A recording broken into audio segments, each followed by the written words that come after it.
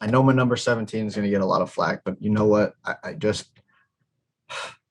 have to put my faith in him because, as John just said, in his eyes and in Justin's eyes, he's the greatest basketball player to ever play this game. In my eyes, he's number two.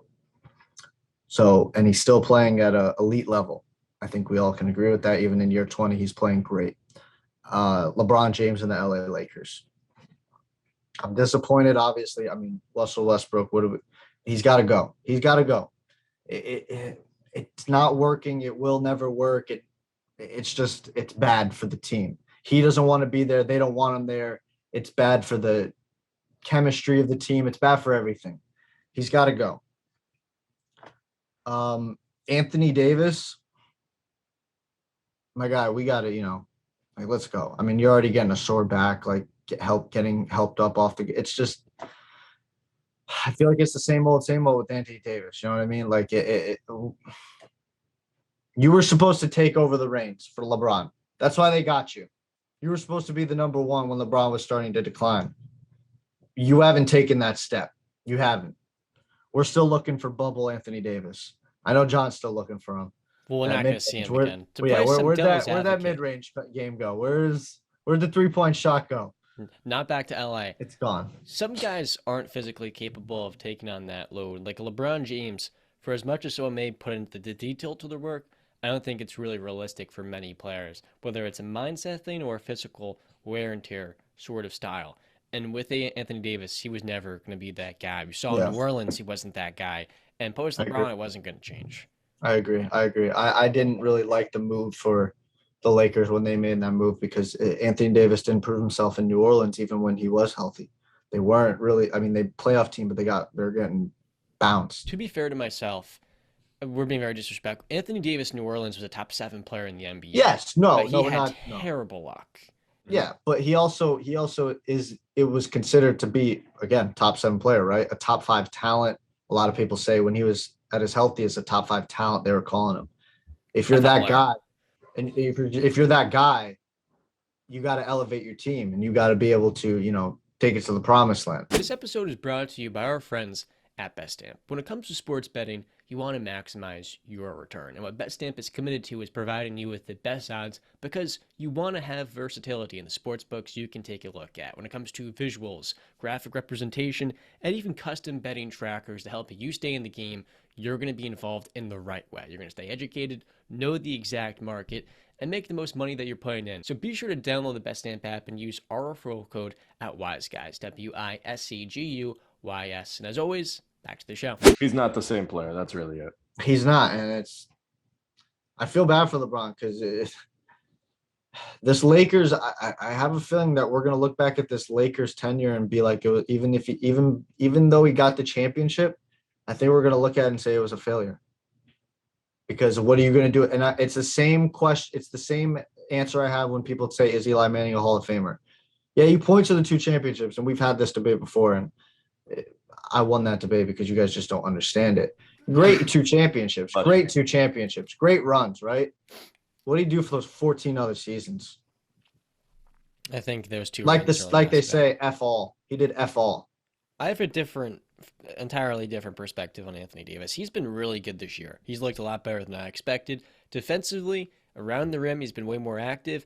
The issue I have with AD is every other game it's an injury scare. Sometimes it's going to be serious, other times he's right back in. Yeah. But on the floor, Darvin Ham is trying to recreate AD's image. They're going to run everything through him offensively, which realistically is not viable for a full regular season, but they're trying to build that same style in Milwaukee where they get out in transition, dominate the glass, and really just win the possession battle. We're seeing today, teams may not have the best half-court offense, but oftentimes you don't need that. If you can create turnovers, you're getting the second chance ops, and defensively, if Anthony Davis can get anything back to that 2020 level, the guy that was a top 3 for DPOY, this Lakers defense will be top 10. And so far this year, he's looked closer to that version of himself. Not quite there. Athletically, I think he still needs to work his body more into shape, but he looks like a much better player. You know what my major concern?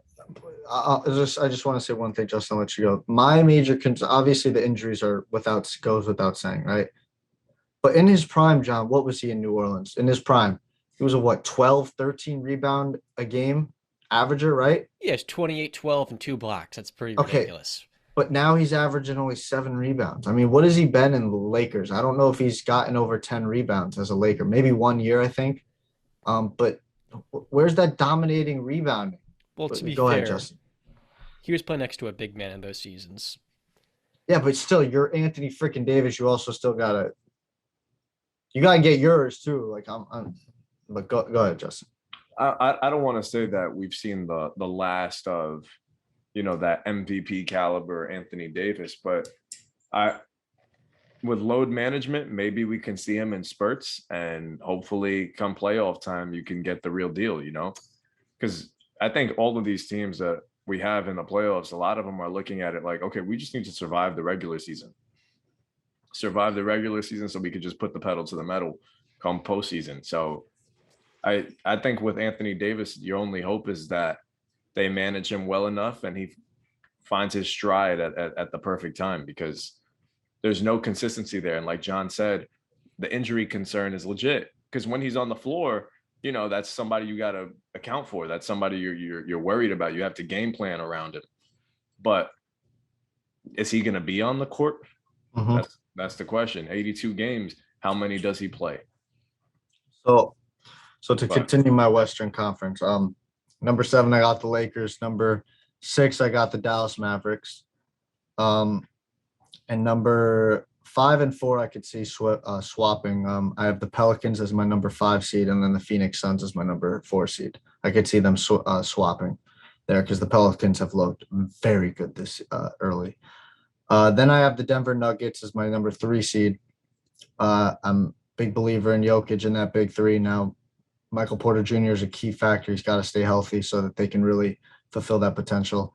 My number 2 seed, the team I'm probably the highest on, is the LA Clippers. I'm a Kawhi guy through and through. I'll die on that hill. Kawhi Leonard is one of the best players in the NBA, and I don't care what anybody's got to say. And I'll wait till we get to my finals prediction. But then my number 1 seed is the Golden State Warriors, the reigning defending finals champions. They're the proven team right now, so I'm going to give it to them as the number 1 seed. I think Steph and Kawhi missed too many games to be the top 2 seeds. Like Kawhi's going to miss 20 games this year, load management. Paul George probably 15.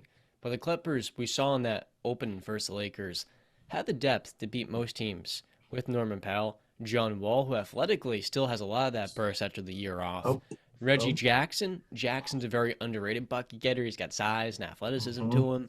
And Amir Coffey. Do you know what the Lakers would do for an Amir Coffey? A lefty marksman that can do it off the dribble, passes relatively well, and has size.